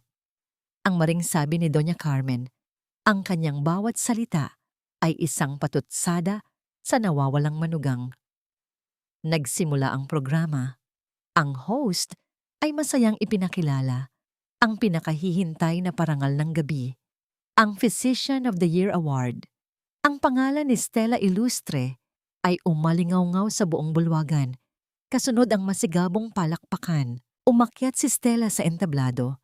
Ang kanyang pulang bestida ay tila isang apoy na sumasayaw sa ilalim ng mga spotlight. Kinuha niya ang tropeo at nagsimulang magbigay ng isang talumpating puno ng kasinungalingan. Iniaalay ko ang parangal na ito sa aking mentor, si Dr. Talia Ilustre. Ang simula ni Stella, ang kanyang boses ay nanginginig sa pekeng emosyon. Saan man siya naroroon ngayon, sana ay alam niyang ipinagpapatuloy ko lamang ang kanyang nasimulan. Ang kanyang pagkawala ay isang malaking dagok sa aming pamilya, ngunit ang kanyang legacy ay mananatili sa pamamagitan ng pananaliksik na ito na aming pinagsamahan. Habang nagsasalita si Stella, dahan-dahang bumukas ang malaking pinto sa likuran ng bulwagan.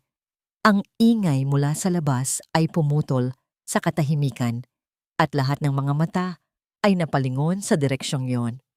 Mula sa dilim, isang figura ang dahan-dahang lumitaw.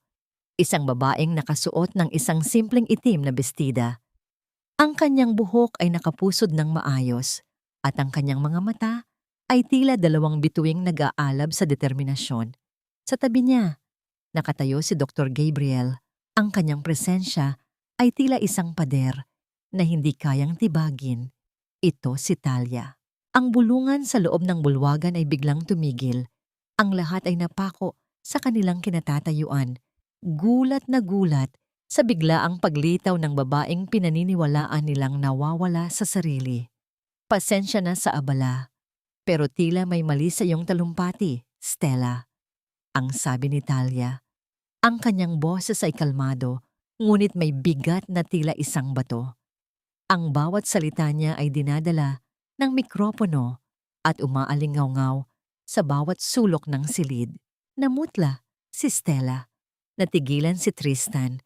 Ang nangiti sa mga labi ni Doña Carmen ay biglang naglaho na tila isang bula. Titalia, anong ginagawa mo rito? Paano ka nakatakas? Ang nanginginig na tanong ni Tristan habang sinusubukang harangan ang daan ni Talia patungo sa entablado. Ngunit bago pa man makalapit si Tristan, dalawang security guard na kasama ni Gabriel ang pumagitna. Si Gabriel naman ay inalalayan si Talia paakyat sa entablado. Ang kanyang kamay ay nakahawak sa likod ng babae, isang tahimik na suporta na nagsasabing hindi siya nag-iisa. Nang makarating sa entablado, tumayo si Talia sa tabi ni Stella. Ang kanilang pagkakaiba ay tila isang paghahambing ng araw at gabi. Si Stella ay balot sa pekeng karangyaan habang si Talia ay balot sa isang katahimikang puno ng katotohanan. Kinuha ni Talia ang isa pang mikropono. Magandang gabi sa inyong lahat. Maraming salamat sa mainit na pagtanggap. At salamat sa iyo, Stella, sa pag-aalaga sa pananaliksik ko. Ang diin ni Talia sa salitang KO ay tila isang kulog na yumanig sa buong bulwagan. Ang tensyon ay halos masasalat na sa hangin. Ang mga kamera ng media na naroroon upang i-cover ang event ay mabilis na itinutok ang kanilang mga lente sa dalawang babaeng nakatayo sa entablado, nag-aabang sa susunod na mangyayari. Si Stella ay tila isang estatwang hindi makagalaw. Ang tropeo sa kanyang kamay ay biglang naging napakabigat. Si Tristan naman ay nakatayo sa ibaba. Ang kanyang mukha ay puno ng takot at galit. Ang kanilang perpektong gabi ay biglang naging isang bangungot na sila mismo ang may gawa. Ang entablado ay handa na. Ang mga manonood ay nasa kanilang mga pwesto. At ang huling akto ng dula ay malapit nang magsimula, kung saan ang katotohanan ang magiging huling tabing na babagsak. Ang entablado ng Manila Grand Hotel ay biglang naging isang silid hukuman. Ang mga spotlight na dating nagbibigay liwanag sa tagumpay ni Stella ay siya na ngayong tumututok sa kanyang namumutlang mukha na tila mga matang mapanghusga na naghihintay sa kanyang pag-amin. Sa tabi niya, si Talia ay nakatayo nang may dignidad. Ang kanyang katahimikan ay mas malakas pa sa anumang sigaw ng galit. Ang pananaliksik na ito, ang pagpapatuloy ni Talia, ang kanyang boses ay matatag at malinaw, ay hindi lamang isang koleksyon ng datos. Ito ang dugo, pawis at mga puyat na gabi ng isang inang nangangarap ng mas magandang kinabukasan para sa kanyang anak. Ito ang bunga ng aking pagsisikap na pilit na inaangkin ng mga taong akala ko ay aking pamilya. Isang malaking screen sa likuran ng entablado na dating nagpapakita ng logo ng gala ay biglang nagbago. Unang lumabas dito ang isang larawan ng sertipiko mula sa National Intellectual Property Center. Malinaw na nakapangalan kay Dr. Talia Ilustre na may petsang ilang linggo bago ang gabing iyon. Ito ang patunay na ang bawat letra, bawat numero, at bawat teorya sa proyektong ito ay pag-aari ko. Ang sabi ni Talia, ang bulungan sa bulwagan ay unti-unting lumalakas. Si Stella ay napaatras. Ang kanyang mga mata ay nanlalaki sa pagkagulat. Hindi totoo yan. O yan, gawa-gawa mo lang yan. Ngunit hindi pa natatapos si Talia. Ang screen ay muling nag-iba at ngayon ay ipinapakita ang isang video. Isang security footage mula sa parking lot ng ospital kung saan lihim na nagkita si Talia at Gabriel.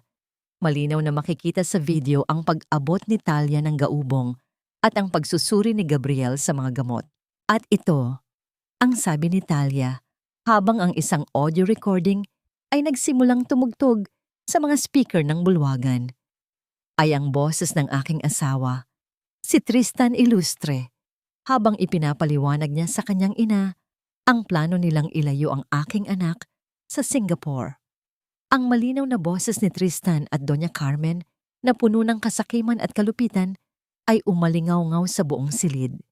Narinig ng lahat ang kanilang masamang balak, ang kanilang pag-amin sa pagmamanipula sa sitwasyon. Napatakip ng bibig si Doña Carmen. Si Tristan naman ay tila isang hayop na nasukol, ang kanyang mga mata ay galit na nakatitig kay Talia. Sinubukan niyang umakyat sa entablado, ngunit mabilis siyang hinarangan ng mga security guard. At ang pinakamatindi sa lahat, ang sabi ni Talia, ang kanyang boses ay nababasag na sa pigil na emosyon. Ito ang resulta ng laboratory test sa mga bitamina na pilit nilang ipinapainom sa akin sa loob ng ilang linggo. Ang isang opisyal na dokumento mula sa isang kilalang laboratorio ay lumitaw sa screen. Nakasulat dito ang mga kemikal na natagpuan sa gamot. Isang kombinasyon na hindi lamang nagdudulot ng guni-guni, kundi dahan-dahang nagpapahina sa puso, na maaaring magdulot ng atake sa puso sa katagalan. Ang katahimikan sa bulwagan ay naging nakabibingi. Ang mga doktor, na sanay sa mga usapin ng buhay at kamatayan, ay hindi makapaniwala sa kanilang nakikita. Ang pamilyang Ilustre, na dati ay iginagalang sa kanilang komunidad, ay biglang naging mga kriminal sa mata ng lahat. Hindi niyo lang ako gustong magmukhang baliw, ang sabi ni Talia, habang nakatitig ng diretso sa mga mata ni Stella. Gusto niyo akong patayin. Hindi na nakayanan ni Stella ang bigat ng katotohanan. Nabitawan niya ang tropeyo, na gumulong sa sahig at lumikha ng isang malakas na tunog na bumasag sa katahimikan. Napaluhod siya, humahagulgol habang itinatakip ang kanyang mga kamay sa kanyang mukha. Sa sandaling iyon, bumukas muli ang pinto ng bulwagan. Pumasok ang ilang pulis, ang kanilang mga uniforme ay tila isang hudyat ng katarungan. Lumapit sila kina Tristan at Doña Carmen na nooy hindi na makagalaw sa kanilang kinatatayuan. Tristan Ilustre, Doña Carmen Ilustre at Stella Diaz, inaaresto namin kayo sa salang attempted murder, falsification of public documents, at serious illegal detention, ang sabi ng isang pulis habang ipinapakita ang warrant of arrest. Ang pagkislap ng mga kamera ng media ay tila mga kidlat na sumasabay sa pagbagsak ng isang makapangyarihang pamilya. Habang ipinoposas ang kanyang mga kaaway, dahan-dahang bumaba si Talia sa entablado. Sinalubong siya ni Gabriel na agad na inilagay ang kanyang coat sa mga balikat ni Talia, isang proteksyon mula sa malamig na titig ng mundo. Habang palabas sila ng bulwagan, isang huling desperadong sigaw ang narinig ni Talia. Talia, patawarin mo ako. Mahal kita. Isipin mo si Lucas. Ang pagmamakaawa ni Tristan habang kinakaladkad siya ng mga pulis. Hindi lumingon si Talia. Ang kanyang mga hakbang ay matatag. Ang kanyang likod ay tuwid. Ang babaeng minsang inapi at niyurakan ay wala na. Ang natira ay isang inang handang harapin ang bagong umaga, isang doktor na handang muling magpagaling, at isang babaeng handang magmahal muli, sa tamang panahon at sa tamang tao. Ang katarungan ay nagsisimula pa lamang, at ang gabi ay patunay na kahit gaano kadilim ang gabi, palaging may liwanag na naghihintay sa umaga. Ang malamig na simoy ng hangin sa labas ng Manila Grand Hotel ay tila isang malinis na tubig na humuhugas sa lahat ng dumi at kasinungalingan na bumalot kay Talia sa loob ng mahabang panahon. Habang papalayo ang sasakyan ng pulis na naglalaman ng mga taong minsan niyang tinawag na pamilya, naramdaman niya ang isang bigat na dahan-dahang nawawala mula sa kanyang mga balikat. Hindi ito isang pakiramdam ng paghihiganti, kundi isang pakiramdam ng kalayaan. Hindi na sila bumalik sa apartment. Sa halip, dinala siya ni Gabriel sa isang tahimik na lugar. Isang bahay ampunan na matagal nang tinutulungan ng doktor. Sa loob ng isang maliit at malinis na silid, sa ilalim ng liwanag ng isang maliit na lampara, naghihintay ang pinakamahalagang kayamanan ni Talia, si Lucas. Sa tulong ng mga awtoridad at ng mabilis na pagkilos ni Gabriel, ligtas na nakuha ang bata mula sa mansyon habang nagaganap ang kaguluhan sa gala. Nang makita ni Talia ang kanyang anak na mahimbing na natutulog sa isang maliit na kuna, ang lahat ng lakas na ipinakita niya sa entablado ay biglang naglaho. Dahan-dahan siyang lumuhod sa tabi ng kuna, ang kanyang mga balikat ay nagsimulang mayanig sa isang iyak na matagal niyang kinimkim. Hindi ito iyak ng pighati, kundi iyak ng pasasalamat, ng ginhawa at ng isang pag-ibig na walang kapantay. Dahan-dahan niyang hinaplos ang malambot na pisngi ni Lucas, ang kanyang mga daliri ay nanginginig sa tindi ng emosyon. Ang bawat paghinga ng kanyang anak ay tila isang musika sa kanyang pandinig, isang pangako ng isang bagong simula. Tapos na, anak. Tapos na ang lahat. Ang pabulong na sabi ni Talia habang ang kanyang mga luha ay bumabagsak sa kumot ng sanggol. Nandito na si Mama. Hindi na kita iiwan. Naramdaman niya ang isang mainit na kamay na dahan-dahang humaplos sa kanyang likod. Si Gabriel ay nakatayo sa kanyang likuran, hindi nagsasalita, ngunit ang kanyang presensya ay sapat na upang iparamdam kay Talia na hindi na siya muling mag-iisa.